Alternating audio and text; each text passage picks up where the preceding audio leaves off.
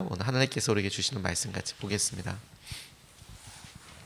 고린도전서 6장 1절에서 11절까지 말씀입니다. 저와 여러분들이 한 절씩 교독하여서 읽겠습니다. 여러분 가운데서 어떤 사람이 다른 사람과 소송할 일이 있을 경우에 성도들 앞에서 해결하려 하지 않고 불의한 자들 앞에 가서 재판을 받으려 한다고 하니 그럴 수 있습니까? 성도들이 세상을 심판하는 것은 여러분을 알지 못합니까? 세상이 여러분에게 심판을 받았거늘 여러분이 아주 작은 사건 하나를 심판할 자격이 없습니까? 우리가 천사들도 심판하리라는 것을 알지 못합니까? 그러한데 하물며 이 세상 일이야 말할 나위가 있겠습니까? 그러니 여러분에게 일상의 일과 관련해서 소사가 있을 경우에 교회에서 멸시받는 바깥 사람들이 재판하지 않겠습니까?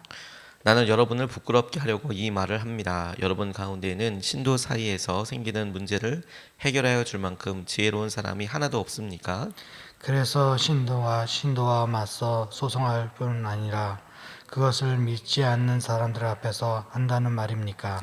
여러분이 서로 소송을 제기하는 것부터가 벌써 여러분의 실패를 뜻합니다. 왜 차라리 불의를 당해주지 못합니까? 왜 차라리 속아주지 못합니까? 그런데 도리어 여러분 자신이 불의를 행하고 속여 빼앗고 있으며 그것도 성도들에게 그것은 짓을 하고 있습니다. 불의한 사람들은 하나님 나라를 상속받지 못하리라는 것을 알지 못합니까? 착각하지 마십시오. 음행을 하는 사람들이나 우상을 숭배하는 사람들이나 간음을 하는 사람들이나 여성 노릇을 하는 사람들이나 동성애를 하는 사람들이나 도둑질을 하는 사람들이나 탐욕을 부리는 사람들이나 술 취하는 사람들이나 남을 중상하는 사람들이나 남의 것을 탈탈하는 사람들이나 하나님의 나라를 상속받지 못할 것입니다. 여러분 가운데 이런 사람들이 있었습니다. 그러나 여러분은 주 예수 그리스도의 이름과 우리 하나님의 성령으로 씻겨지고 거룩하게 되고 의롭게 되었습니다. 아멘. 하나님 말씀입니다. 우리가 고린도전서 말씀을 통해서 하나님께서 고린도 교회에게 주신 말씀을 우리에게도 동일하게 적용하고 우리의 삶의 여러 문제들 가운데 바울의 진심을 통해서 하나님이 우리에게 하시는 이야기로 우리가 그렇게 적용하고 있습니다. 고린도 교회의 가장 커다란 문제는 교회 안의 분열과 관련된 것이었습니다. 교회가 분열되어서 서로가 이 사람의 말이 옳아, 이 사람을 따라가야 돼, 이 의견대로 우리가 같이 교회를 이끌어가 보자, 이런 의견들이 있었고 여러 파가 존재하고 있었다. 그것이 고린도 교회 안의 가장 커다란 문제였다. 이렇게 쭉 진행이 오다가 음행에 관련된 교회 안에 있었던 교회 몸을 허물게 하고 교회의 몸을 썩어가게 하는 음행의 문제에 대해서 다루고 이제 오늘은 이 분열에 대한 결과 혹은 이 분열이 있기 때문에 교회 안에서도 성도들이 당연하게 생각하고 있는 소송에 관련된 문제에 대해서 다루고 있습니다. 흥미로운 것은 소송이라 함은 교인들 사이의 분쟁이 바깥에 소송으로 드러나게 되는 사건을 말하는데 교회가 분열되는 것과 소송하는 드러나는 일을 다른 것처럼 이야기하고 있어요. 뿌리는 같은데 교회가 분열되고 어렵고 힘든 일을 겪게 된다는 것은 똑같은 문제인데 그런데 이 분열됨의 문제와 드러남의 문제를 바울이 살짝 띄었다가 음행이라는 주제를 중심으로 해서 살짝 띄워서 이야기하고 있습니다. 다른 사람에게 드러나 영광을 가린다 하잖아요. 그것과 관련되어서 안타까운 마음으로 이야기를 하고 있는 거죠.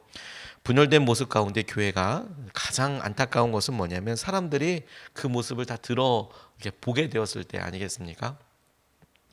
가정에서도 부부싸움을 하면 속상하죠. 의견의 다툼이 있고 잠깐의 말에 의견을 서로 다른 의견을 주고받았을 뿐인데도 속상할 경우들이 있죠.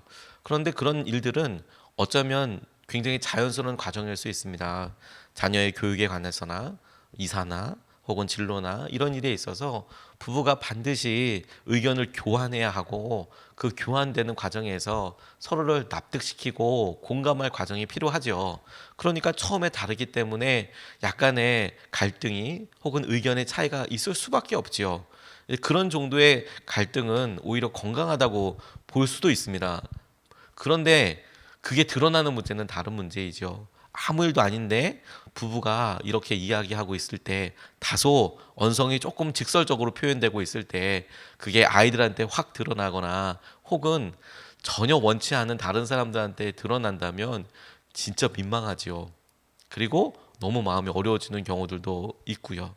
그러니까 갈등과 여러 삶의 문제들에 있어서 성경은 그것 자체, 갈등이 있다는 존재 자체에 대해서 집중하는 것도 있고, 그리고 그것이 사람들에게 교회의 하나됨이라는 주제를 통해서 드러나는 것에 대해서도 중요하게 생각하고 있습니다. 저는 그런 의미에서 오늘 본문 말씀을 묵상하고 말씀을 준비하면서 마음이 되게 부끄럽고 어려웠습니다. 왜냐하면 이 고린도 교회에 대하여 바울이 이야기하고 있는 메시지와 내용이 현대 우리들에게도 현대 교회 지금의 교회들에게도 별반 다를 바 없는 아주 아프고 아주 어려운 부분들을 이렇게 지적하고 있기 때문에 드러내고 있기 때문에 너무너무 마음이 아프면서도 기도하게 되었습니다.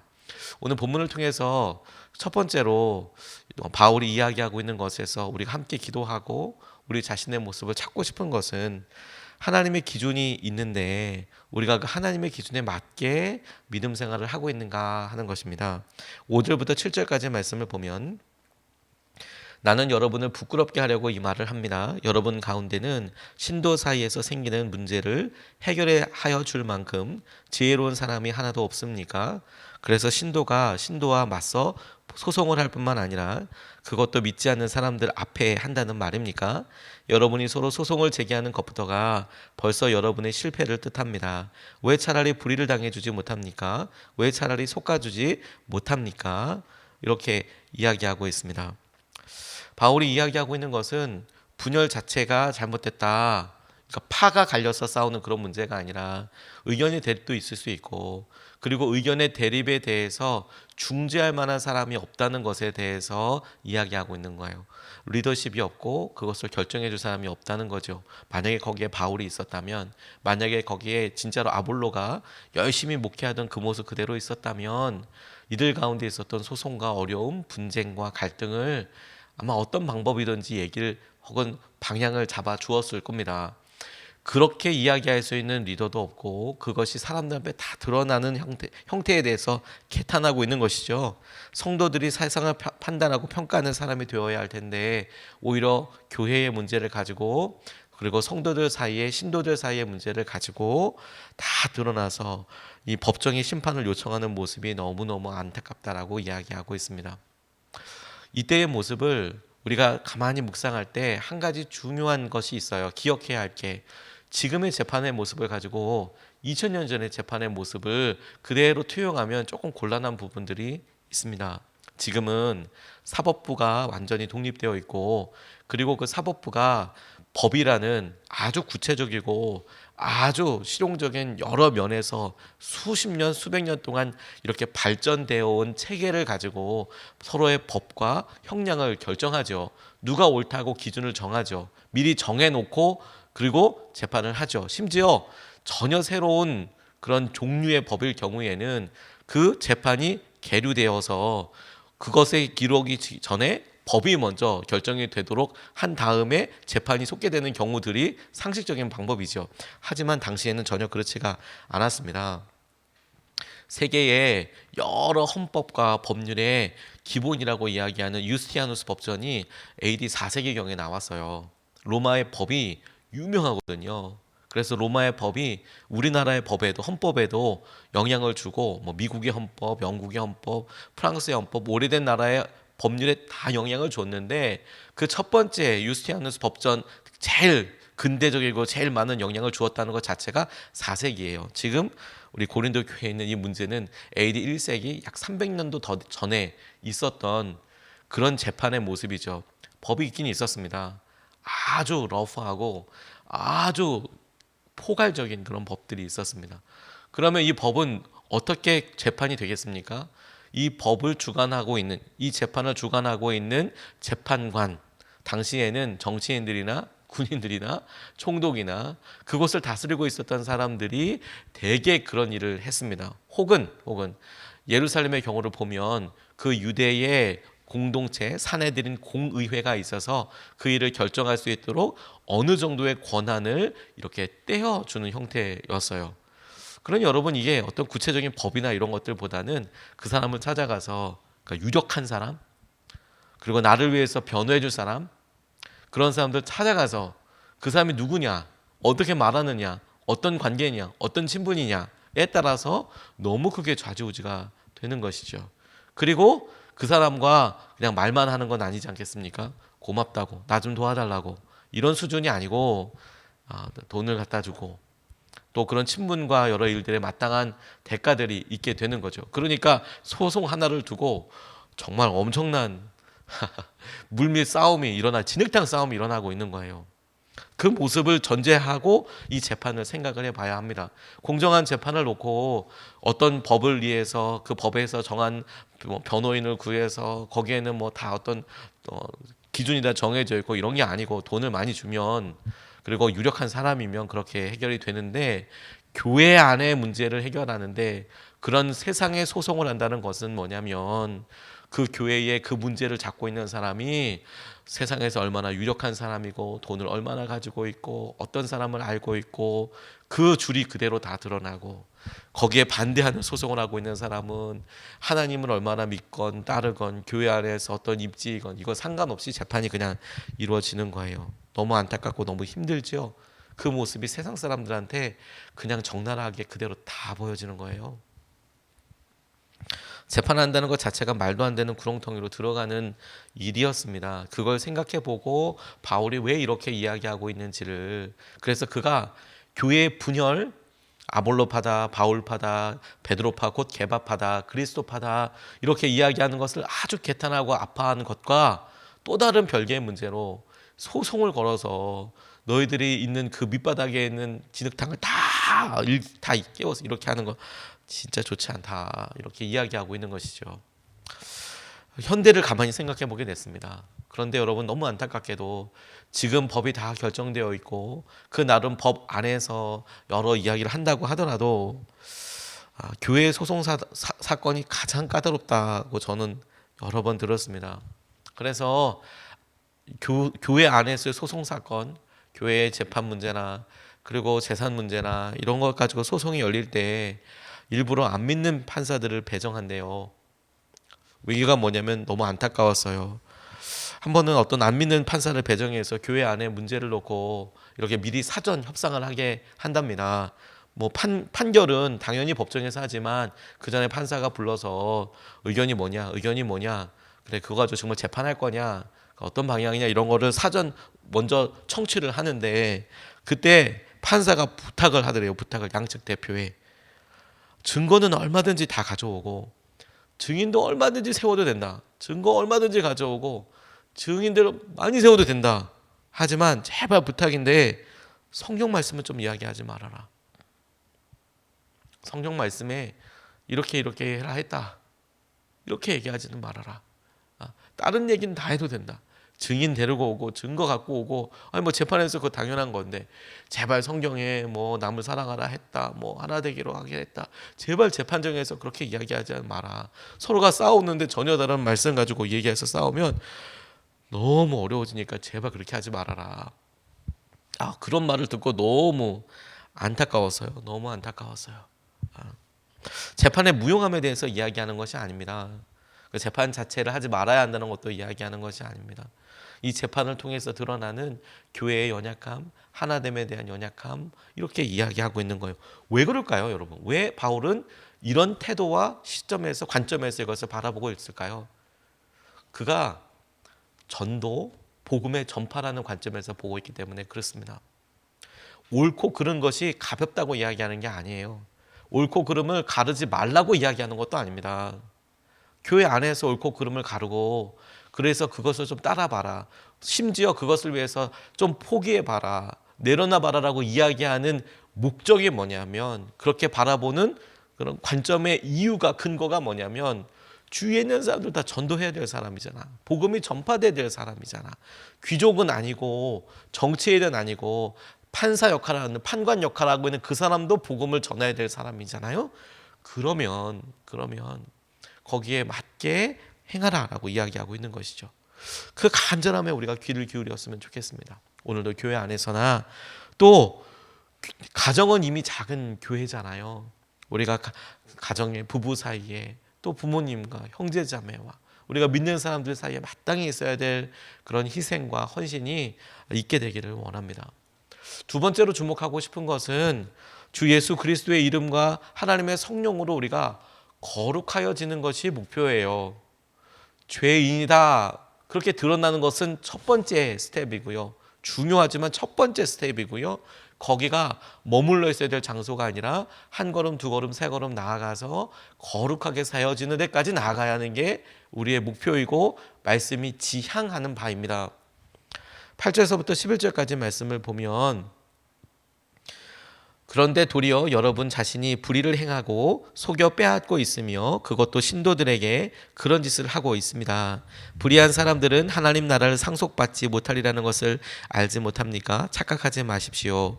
음행을 하는 사람들이나 우상을 숭배하는 사람들이나 간음을 하는 사람들이나 여성 노릇을 하는 사람들이나 동성애를 하는 사람들이나 도둑질하는 사람들이나 탐욕을 부리는 사람들이나 술 취하는 사람들이나 남을 중상하는 사람들이나 남의 것을 약탈하는 사람들은 하나님 나라를 상속받지 못할 것입니다. 여러분 가운데 이런 사람들이 덜어 있었습니다. 그러나 여러분은 주 예수 그리스도의 이름과 우리 하나님의 성령으로 씻겨지고 거룩하게 되고 의롭게 되었습니다. 이렇게 이야기합니다. 여기서 요즘 몇몇 사람들 혹은 근래에 있어서 사람들에게 많이 회자되고 있는 한 범죄에 대해서 죄에 대해서 이렇게 등장을 하고 심지어 그런 분들이 서로 이야기할 때 이 구절을 이야기하기도 합니다. 어떤 질문을 받을 때 그 질문이 이야기하고 있는 혹은 배경이 되고 있는 것을 함께 이해하는 것이 굉장히 중요합니다. 그 중에서 하나를 집어서 동성애가 죄냐라고 이야기한다면 동성애가 죄냐라고 물어보는 대답에 죄다라고 이야기할 수밖에 없겠죠. 당연히 죄입니다. 그런데 바울이 이야기하고 있는 전체 바탕은 뭐냐면 동성애가 죄다라는 것만을 이야기하고 있는 것은 아닙니다. 우리가 죄인이라는 것에 대해서 이야기하고 있어요. 그리고 그 죄에는 남성이 여성 역할을 하는 것, 동성애를 하는 것, 음란한 것을 포함한 많은 사람들이 이건 죄야. 저렇게 살면 안 되지. 그래, 저렇게 하면 안 될 거야. 저건 안 돼. 우리 자식들은, 우리 자녀들은 저렇게 살길 원치 않아. 라고 생각하는 여러 죄들과 함께 포함되고 있는 교회 안에서 소송하고 분열되고 있는 문제를 함께 다루고 있는 거. 그걸 기억할 필요가 있어요. 교회가 이간질되어서 넘어지고 흔들리는 거. 자신이 불의를 행하고 속여 빼앗고 신도들이 그런 짓을 하고 있는데 이 불의한 사람들이라고 얘기하는 이 불의한 사람들은 불의를 행하고 서로 속여서 교회 안에서 빼앗고 하는 사람들이 불의한 사람들이에요. 그리고 그 불의한 사람들은 간음하는 사람이나 우상 숭배하는 사람이나 음행을 하는 사람이나 동성애를 하는 사람들이나 똑같다라고 이야기하고 있어요. 굳이 어떤 중요점, 방점을 찍는다면 지금 이 내용이 연결되고 있는 교회가 분열하고 교회 안에서 소송이 이루어지고 있는 것에 방점을 찍어놓고 그것과 관련된 여러 설득과 그리고 이해시키는 과정에 이런 여러 죄들을 나열하고 있는 것이죠. 근데 그럼에도 불구하고 죄라는 사실은 변함이 없습니다. 하지만 이 일을 받고 이 말씀을 받는 우리는 우리 안에 우리가 동성애를 하지 않고 있으니까 우리가 이 성경에서 말하고 있는 이런 죄들을 하지 않고 있으니까 괜찮다라고 생각할 것이 아니라 우리가 똑같은 마음으로 우리 안에 깨어진 마음, 분열된 것, 아픈 것들을 기도하고 주님 앞에 회개해야 한다는 거예요. 고린도 교회 안에 이런 일들이 덜어 있었답니다. 죄를 주목하는 사람들이 있습니다. 죄를 주목하는 사람들이 있고 안타깝게도 그 죄에 대해 말하는 것들이 아마 사실일 겁니다. 아마도 그렇게 서로가 죄에 대해서 말할 때 서로에게 100% 그런 말들 하는 것이 사실일 거예요. 사실이라고 생각해 보면 여러분 이 세상에 정말 죄 없는 사람은 없지 않겠습니까? 서로가 서로에 대해서 이야기하는 죄만큼을 다 죄라고 인정한다면 대단하죠. 적어도 상대편에게 그게 그렇게 보였다는 것만으로 죄의 모습이 정말 있겠네. 그 말을 듣는 사람들에게 이렇게만 판단해도 이 세상의 죄는 드러난 것에 정말 수백 배가 아니라 수천만 배가 될 겁니다. 수천만 배가 될 겁니다. 그리고 그건 정말 사실일 거예요. 우리가 그렇게 죄가 있어요. 그런데 함께하는 모든 것도 죄예요. 죄예요. 그래서 결국에 너 죄인 나도 죄인, 너도 죄인 나도 죄인, 다 죄인, 여기서 머무는 게 아니라, 그러니까 한 걸음 더 나아가 이 말씀의 중심과 바울의 진심 어린 충고에 우리가 귀를 기울여야 한다는 거예요.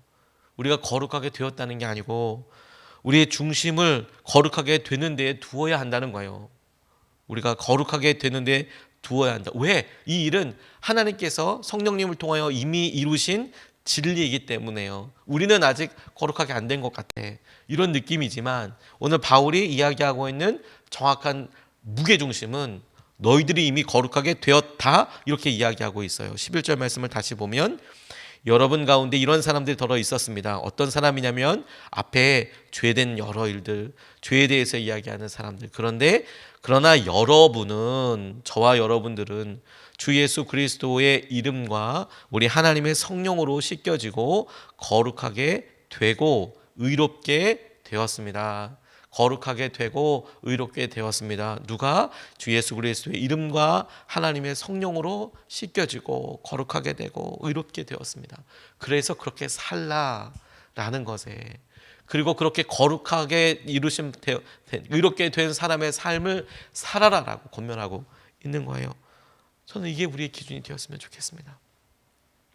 죄의 사순절 기간을 통하여 우리의 연약함을 묵상하고 우리의 죄, 그것을 생각하고 그것이 다 드러나게 되는 과정들이 우리에게 꼭 필요합니다. 꼭 필요합니다.